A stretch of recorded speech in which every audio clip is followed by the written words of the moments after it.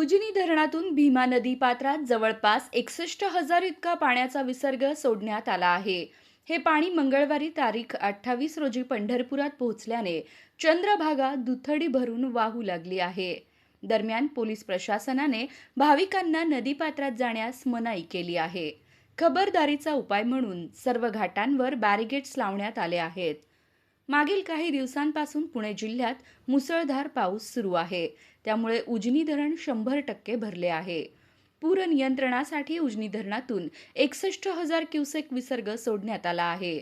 तसेच वीर धरणातूनही जवळपास 5,000 क्युसेक विसर्ग नीरा नदीमध्ये सोडण्यात आला आहे.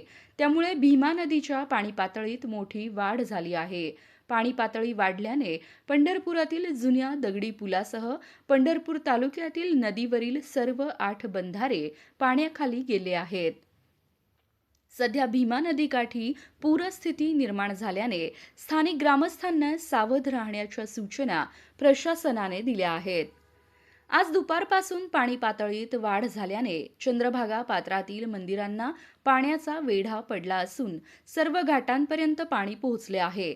पंढरपूर शहरातील अंबाबाई पटांगण, व्यासनारायण येथील झोपडपट्टीत राहणाऱ्या नागरिकांना सतर्क राहण्याच्या सूचना दिल्या आहेत. नदीवरील बंधारे पाण्याखाली गेल्याने तेथून होणारी वाहतूक बंद करण्यात आली आहे. उजनी धरणातून भीमा नदीत सुमारे 60,000 क्युसेक पाणी सोडण्यात आले आहे. नदीकाठी पूरस्थिती निर्माण झाली आहे. नदीकाठच्या नागरिकांना सतर्क राहण्याच्या सूचना दिल्या आहेत. भीमा नदीवरील 8 बंधारे पाण्याखाली गेले आहेत. आणखी पाणी पातळी वाढण्याची शक्यता आहे.